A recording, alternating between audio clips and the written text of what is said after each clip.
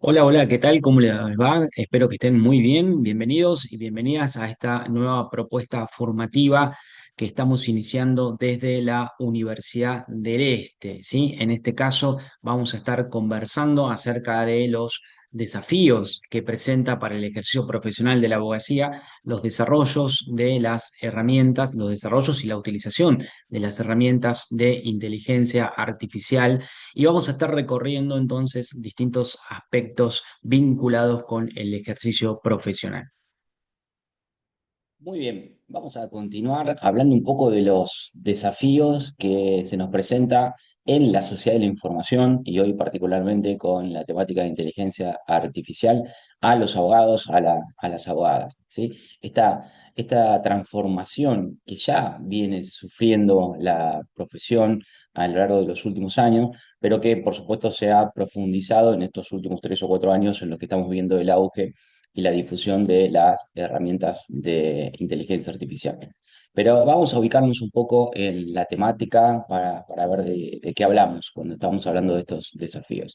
En primer lugar, es fundamental entender el derecho como un producto social, es decir, este conjunto de reglas, instituciones y procedimientos es una creación cultural, es una creación de la sociedad para tratar de encauzar o encaminar los posibles conflictos que puedan suceder y que esos conflictos son propios de la vida y de la interacción entre las personas. Por lo tanto, el derecho también va a ser necesario, va a ser indispensable en este contexto.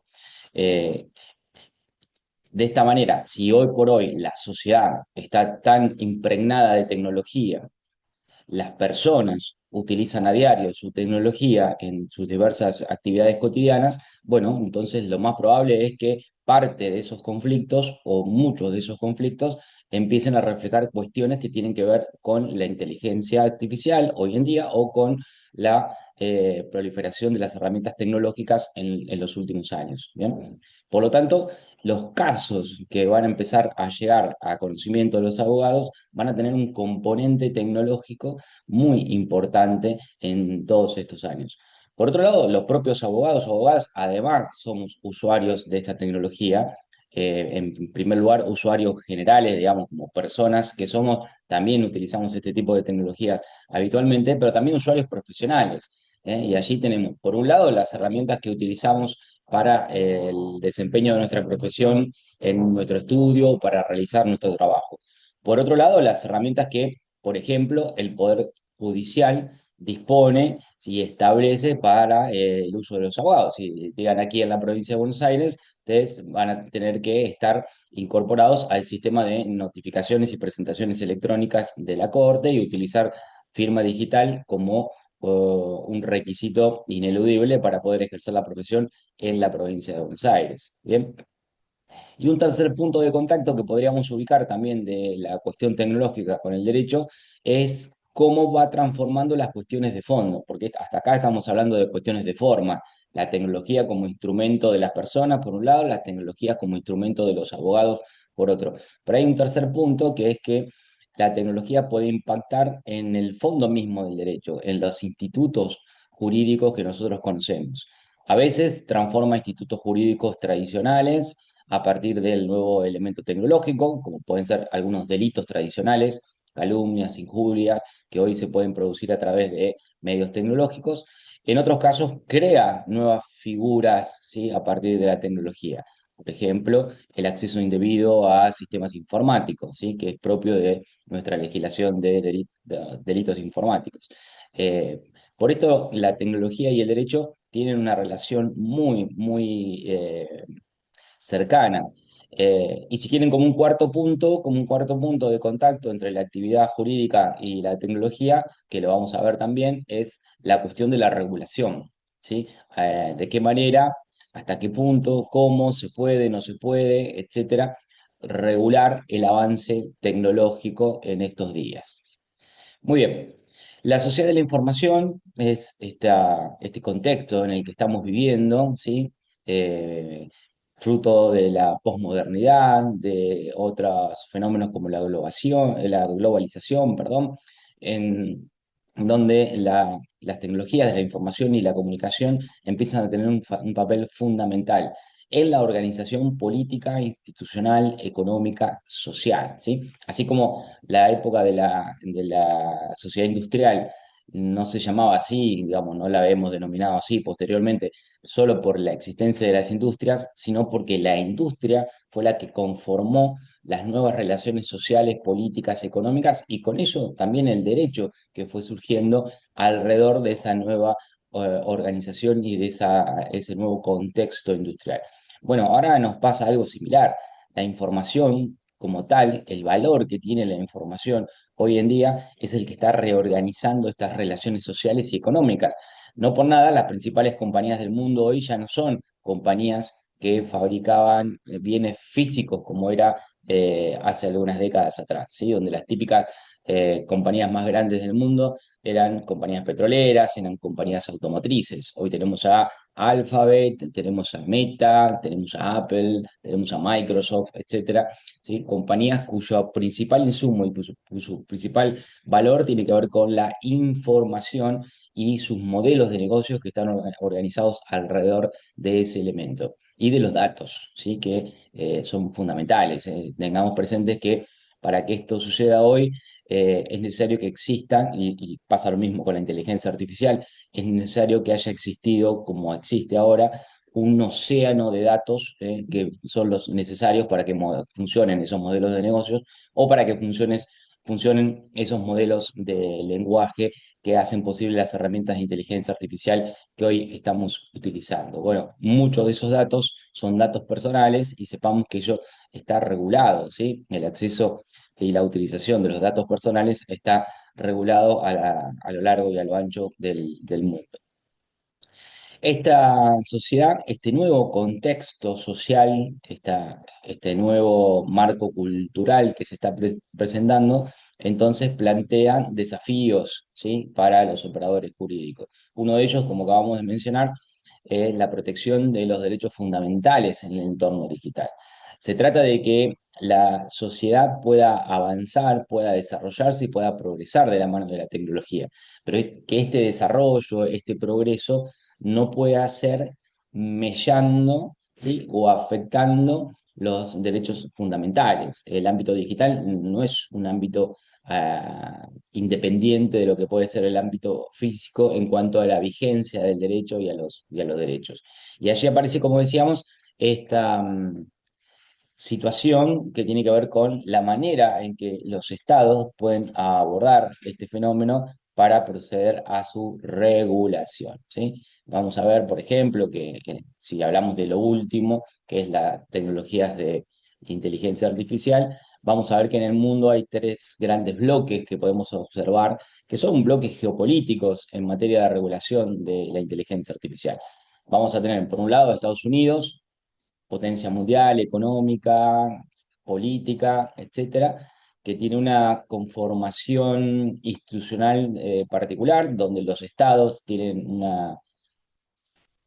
atribuciones y tienen, digamos, más competencias que nuestras provincias. Bueno, en Estados Unidos no tenemos una ley a nivel federal de inteligencia artificial. Sí la hay en algunos estados, pero no hay a nivel federal.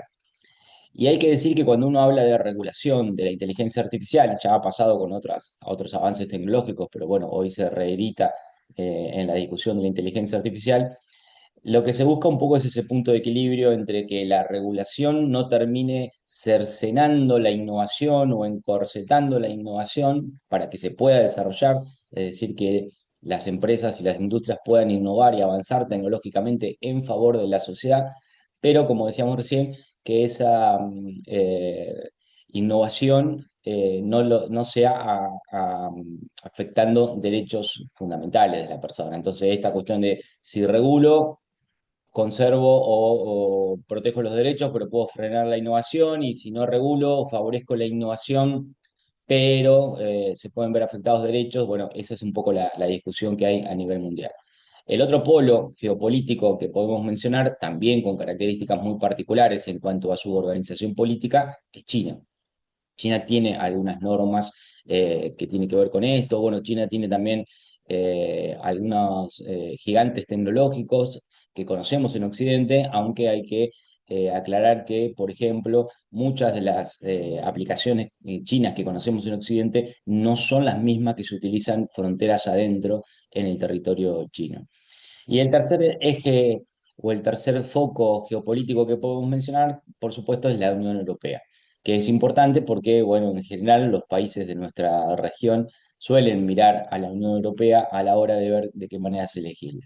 Bueno, la Unión Europea ha venido legislando en temáticas tecnológicas muy bien en los últimos años. Esto lo vimos con el Reglamento General de Protección de Datos Personales, por ejemplo, que es la legislación más avanzada en materia de protección de datos personales, y lo ha hecho también en el caso de la inteligencia artificial con el Reglamento Europeo de Inteligencia Artificial o el Acta de Inteligencia Artificial de Europa, donde ha tomado como referencia el impacto o el riesgo que pueden presentar estas herramientas. ¿Por qué? Bueno, porque claramente no es lo mismo una herramienta de inteligencia artificial que nos pueda recomendar contenido en streaming a una herramienta de inteligencia artificial que tenga, digamos, una intervención decisiva a la hora de decidir contratar o no contratar a una persona, a la hora de decidir si un seguro cubre o no cubre a un determinado afiliado, y ni hablar, por supuesto, si estamos hablando de si estamos frente a casos de utilización de inteligencia artificial en la administración pública para resolver un acto administrativo o en el ámbito de la justicia para llevar adelante una sentencia. Bueno, la Unión Europea analiza el riesgo, distingue distintos tipos de riesgo y regula en función de ese nivel de riesgo. Hay que decir que los procesos regulatorios de la Unión Europea suelen ser progresivos. Este reglamento entró en vigencia ya en el año 2024, pero tiene un proceso de 3 años de implementación, para su implementación total. Este desarrollo tecnológico, por supuesto, también nos presenta oportunidades para el derecho, ¿sí? Podemos pensar en estas herramientas como una posibilidad de mejora en la eficiencia y en la eficacia de todo el sistema jurídico en general y de la parte jurídica pública en particular. Me refiero al funcionamiento, por un lado, de los poderes ejecutivos, pero también y fundamentalmente al funcionamiento de la administración de justicia. Eh, Hay una queja reiterada en nuestros países respecto del funcionamiento de la Administración de Justicia, que tiene que ver, entre otras cosas, con el tema de los plazos y la extensión de los procesos. Bueno, las tecnologías de la información y la comunicación y hoy la inteligencia artificial tienen ese potencial. Habrá que ver cómo se implementan y de qué manera se aplica, pero pueden ser una herramienta que pueda mejorar esos aspectos, ¿sí? Agilización de los procesos judiciales, mejora en los procesos de notificación, como hemos visto aquí en la provincia de Buenos Aires con el sistema de notificaciones y presentaciones electrónicas que mencionaba hace un minuto.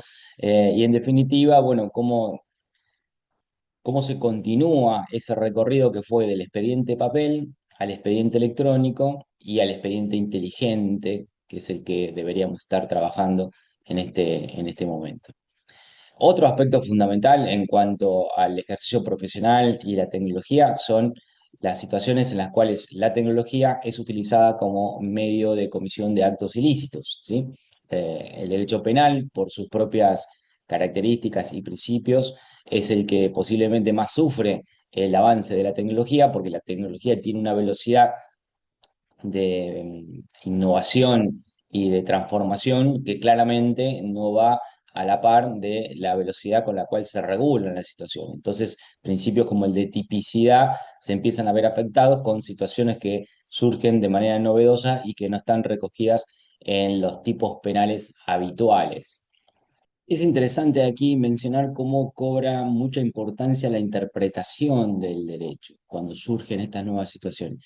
Por ejemplo, durante el año pasado, 2025, se fueron dando distintas situaciones en el país, algunas se dieron en la ciudad de La Plata, de jóvenes, adolescentes que habían tomado fotografías de sus compañeras y con la cara verdadera de sus compañeras generaban mediante uso de inteligencia artificial imágenes de contenido sexual. Bien, esto llegó a conocimiento de la justicia y en un primer momento la defensa de los imputados lo que planteaba era que en este caso no se daba el tipo previsto por el Código Penal por, por cuanto en realidad la cara era verdadera, pero las imágenes de los cuerpos eran ficticios, eran sintéticos, creados con inteligencia artificial.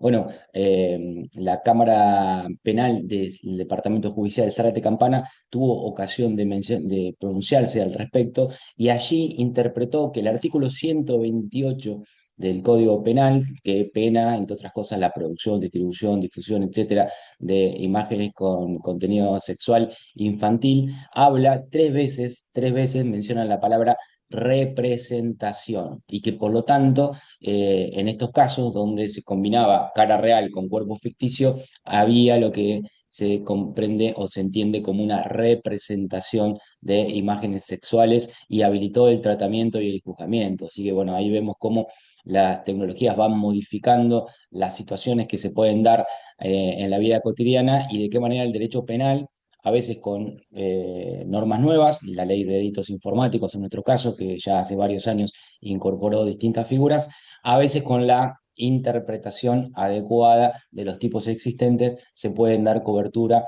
y protección a los derechos afectados.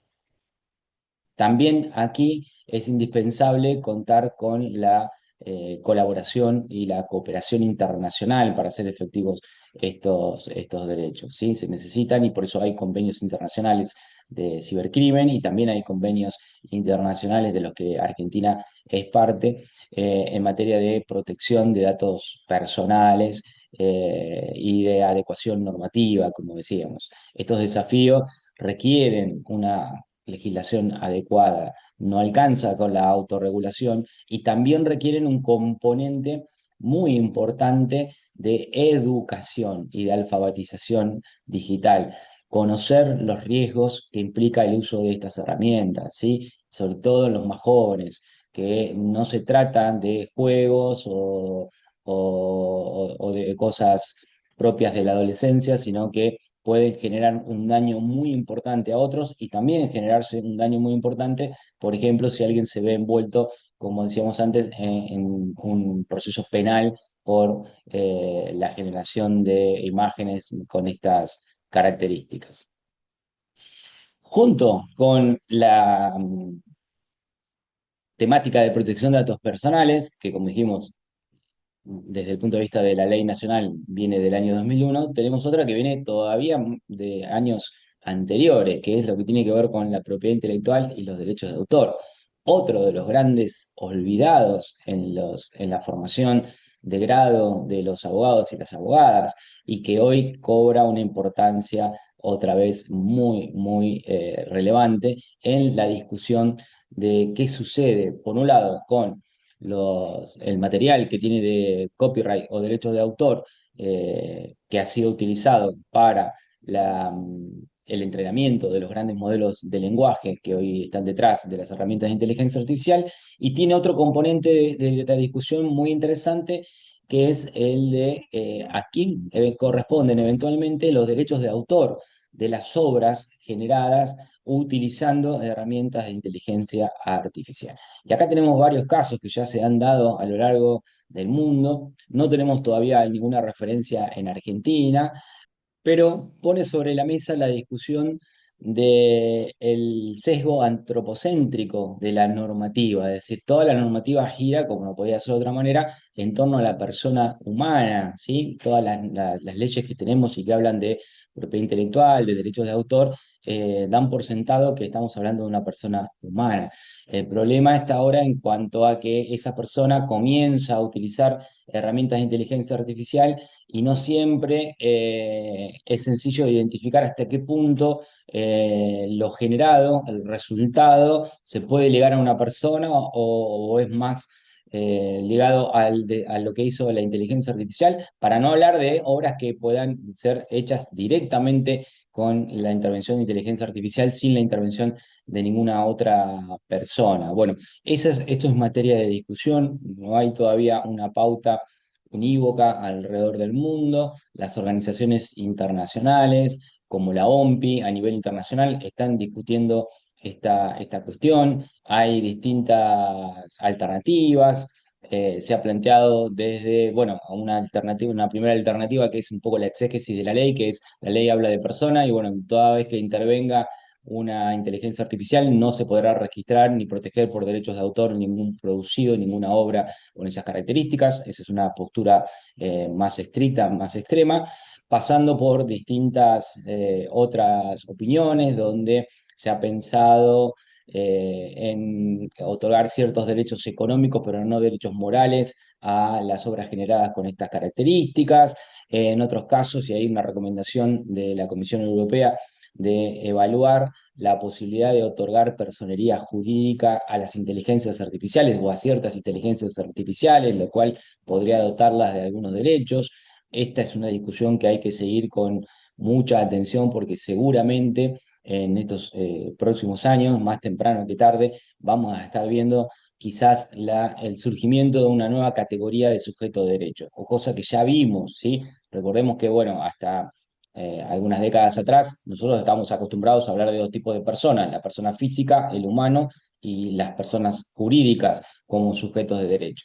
Ese concepto se ha ido ampliando, por ejemplo, aunque no tiene que ver con la tecnología, para incluir a otros seres sintientes no humanos. Por eso hoy se habla también de personas no humanas. Eh, Se habla de ciertos derechos de vinculación, se habla, por ejemplo, en el ámbito de familia, de la familia multiespecie para incorporar al seno familiar y a las discusiones que se puedan dar, por ejemplo, a raíz de un divorcio respecto de la vinculación con esas mascotas que serían integrantes de la familia no humana, ¿sí? Una familia multiespecie. Por eso es interesante que revisemos la normativa que tenemos de propiedad intelectual y derechos de autor. Si la ley de protección de datos personales, dijimos, ha quedado desactualizada y es del 2001, bueno, mucho más con nuestra normativa de protección de propiedad intelectual, la 11723, que es de la década del 30, así que imaginen ustedes si necesita. Pero bueno, este también es otro de los ámbitos interesantes que está disponible hoy para el ejercicio profesional y que sería bueno retomar, ¿sí? Porque, bueno, estamos dentro de un contexto en el cual las herramientas de inteligencia artificial se están impregnando, como dijimos, en todas las actividades humanas y la artística no es una de ellas. Es un ámbito en el cual se vienen dando discusiones muy interesantes, qué pasa con los guiones en Hollywood, qué pasa con los actores sintéticos, bueno, qué pasa con las obras creadas por el uso de herramientas de inteligencia artificial y demás. Así que bueno, esto es un aspecto muy, muy interesante para poner sobre la mesa y vamos a continuar hablando un poco de estas cuestiones.